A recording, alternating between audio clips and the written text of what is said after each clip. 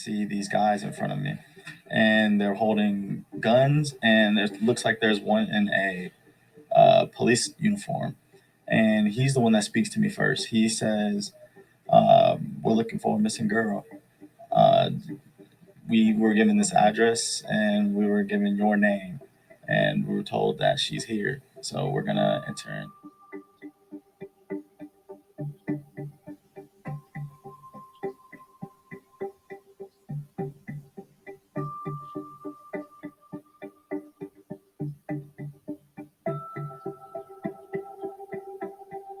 Coming to the door like that with a mob of people with guns, what do we expect? What were their intentions?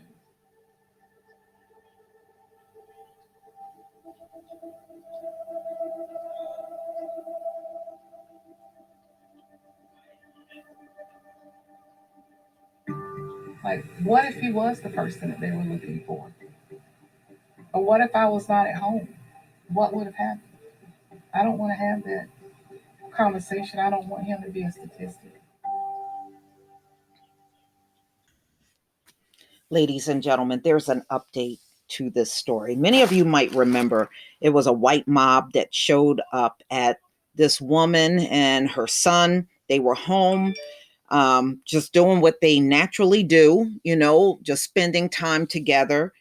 And a white mob showed up and accused him of having, and I believe the girl was biracial and she was missing, but she came up, she appeared again.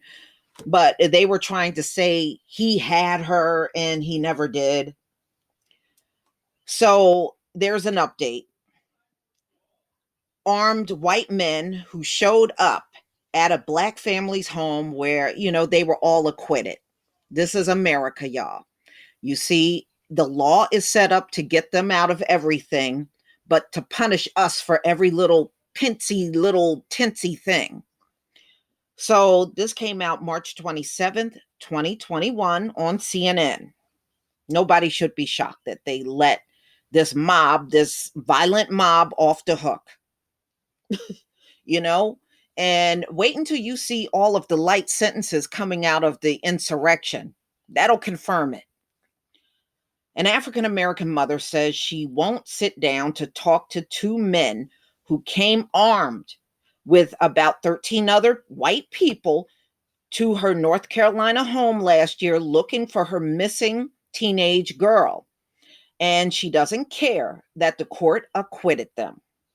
Still, lawyers for the two men say they only want the families to come together and sort out what they believe is a misunderstanding, but clients also want an apology from Monica Shepherd and her teen son, Damien, as well, from their family lawyers for comments they feel painted their clients as racist.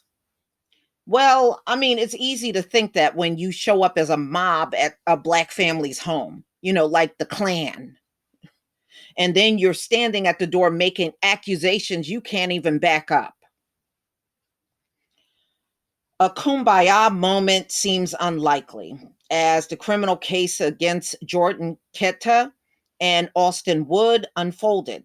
The Shepherds filed a civil suit likening the group so yeah, because you came like Klan night riders to their door, and when the mother tried to close the door, you gonna put your foot on the door? And see, that's how these folks are. When they believe something, they just run with it. They don't care about facts. They don't care about finding out the truth. Oh, well, I think she's in there. I think she's in there. Yeah, whatever. High IQ. So anyway, they are suing for $25,000 in damages and legal fees, training concerning the history of racism and mob violence for those who came to their house in May. The case development highlight the canyon between the perception in an incident that reminded many of the nation's troubling history on race relations.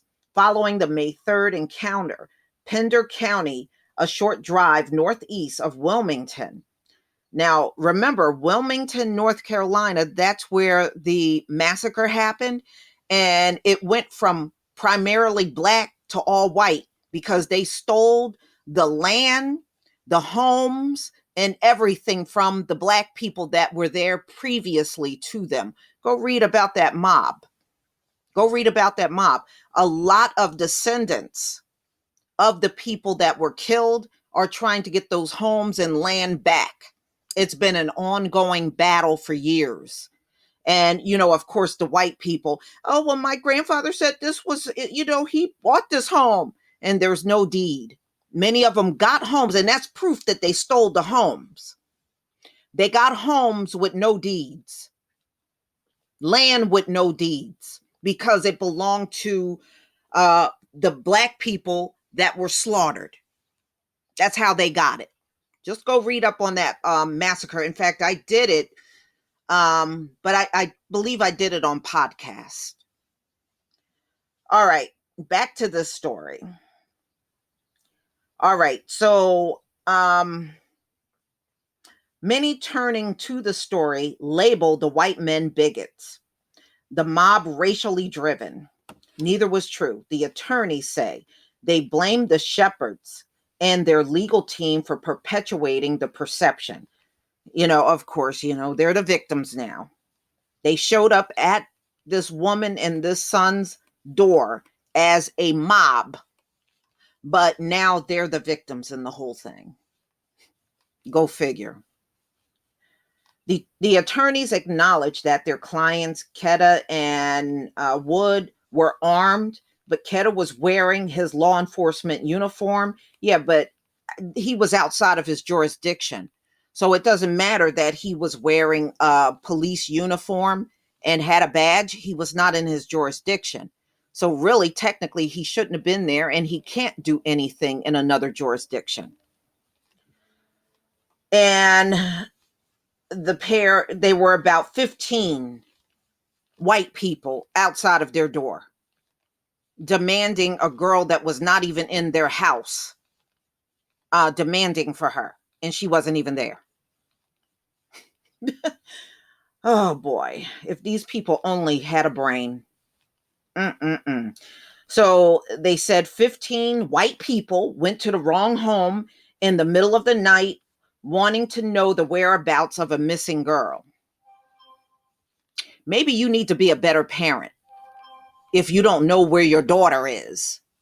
You're failing as a parent. Also aware of the history of racially charged mob violence in the South, but the lawyers told CNN that the facts show that the group's actions were merely a product of concern for the missing girl.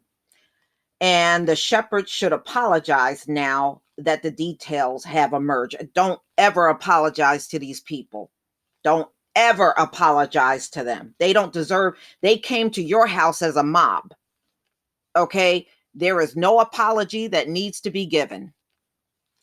Yet Monica Shepherd remained unmoved by pleas. The episode was reconcilable misunderstanding. The Shepherd's lawsuit filed by the Lawyers Committee for Civil Rights under law in January before the judge, Chad Hogston, acquitted the two men, of course.